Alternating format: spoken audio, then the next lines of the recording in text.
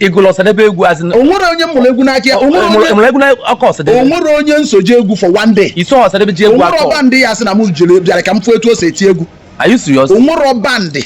Iso sadebe egwu atọ. Nsị gị na onwere onye any human being ga-asị na mụ bịara m egwu n'aka ya. I just bidoro onwe egwu. Ọkịrịka ka m na-ele na kata. Mpe mpe no ịmụ ihe kwa ya maka etọ bịa na ọkwa ya na anọrọ. Oge mpere mpe adị m 6 years na-eme oge a njebutasị akomkom ndị bịa na-akwa egwu as my father. Ịnọkwa ya. Anọrọ m kwa ya n'ụlọ ụka.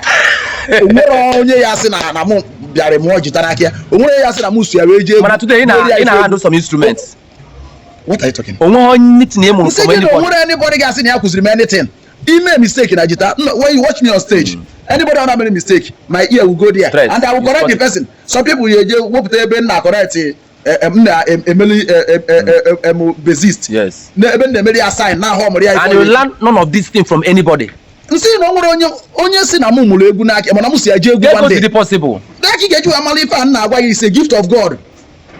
Check and then egwu today onye pụta si na like almost everybody na agwa egwu agwa na like you nwoke from Onitsha. Yesterday on asị na mo kparịrị ya. Ka mkpọ ya afa Ike Mazeli. Ọ gị nwa akpọrọ ya because I don't want to call anybody but I will say it is that is okwu na ya bụ chorister n'ụlọ ụka.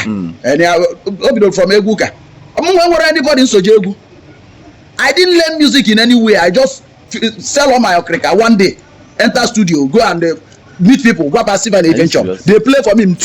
Before your first music you buy, how many mistakes you made? How many albums can you have? So only one music can't tell you. Wait, in that I'm understand most of people now go na their first album. Yeah, go higher. My first album. How many album before my first album was very, very, very good. Obalahia. Obalahia now. Your first album. Obalahia. Ego.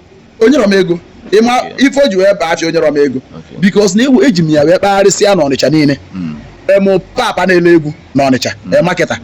O si afa sinfa. Ejesi m na dia office. Ma alaba niile a ga-alịsịrị m. Onye m pụtara nye cassette. Ọ gbago egwu kpọsịa. Ọ sị m oke ngwa ife mere ya bụ na ka anyị lụọ ọnya ka edebe ya emezie ị na-abịa na-echeki mara ma nsị oke nyegoro m some money because no ọkịrịka niile nwere ọkịrịka niile na-ele njeri nri na kata ngwa market na super bus stop ka nlekọrọ wee je lụọ egwu so onwere ọzọ 1 naira nwe and they have married he have married the faith the faith well to believe in yourself na confidence well about myself if I get because I'm on na eti egwu from oge mpelempe ebidokwu na eti ya with konkom na eti ya na agwa egwu give money the faith and the belief and confidence in me for music ndị niile anọrọ ụfọdụ mụrụ jita ụfọdụ jere gụọ egwu n'ụlọ ụka o nwere ebe m mụrụ onye si na mụ bịara na band ya bịa mụọ egwu for one day ya kwuo so that alone ọ gosiri gị na onye a pụtara ụwa for this